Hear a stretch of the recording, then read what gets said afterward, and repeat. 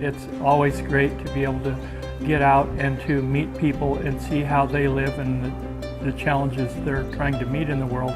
It's rare. This question about how you're going to go about improving the nutrition and the food security of the planet, looking forward, how goes Africa really will determine how goes the world. I really believe that the next 2 decades will really be Africa's time, and Africa will overcome these challenges. I think everybody needs to get out of their comfort zone, to check some of your assumptions and to really appreciate what we have and ask ourselves, what is our responsibility, no matter who we are, farmer or anyone, what is our responsibility to help the people who are really struggling and in poverty? This trip has been really beneficial for me because I've traveled to almost half of the African continent in the past. I've been to about 25 countries. And being with a company like Cargill on this trip has been really eye-opening because in the past, I haven't really seen a lot of what the industry and corporations are doing in Africa. I think one thing that continues to amaze me is that it seems like a very simple process in terms of growing grain, harvesting it, and selling it or feeding it to your family. But the complexities involved with that, and then how do we get this to a whole different level to benefit eradicate poverty, but also to get the system to work better and all the things that need to work into place. And I think that's what the complexity around that is really what I'm continue to be challenged by. It was very interesting to see both large commercial farms in South Africa and then come to Zambia and see the smallholder farmer.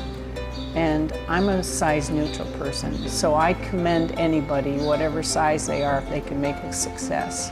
So we've talked this week about how to help the smallholder farmers, not to turn them into those big commercial farmers, but to give them the tools and the technologies so they can have a comparable commercial yield on the land that they do farm. And I think in general, if you want to be able to feed the world and the 7 to 9 billion people by 2050, we are going to need all of those. I mean, it just can't be all small-scale farmers, and it can't all be commercial farms, and I think we're going to have a healthy blend of those. Some of the entrepreneurs we met, I have never been more impressed by their passion and kind of business spirit. There's no question that they're going to find a way to succeed, and all they really need is just the support and the funding to allow them to achieve their goals. I'm still skeptical about corporate involvement in developing countries, but I think the trip has been really eye-opening to see the other side and to really break down those silos.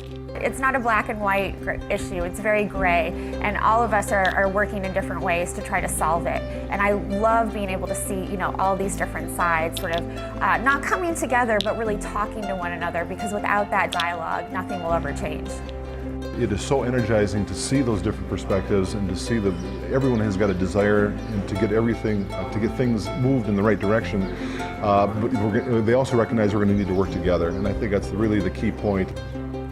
I think it's very clear that it will not be a very smooth journey. It will not happen overnight. It is something which will take time.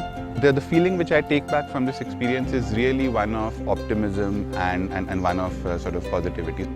This experience further reinforces the fact that we need to stay the course in Africa.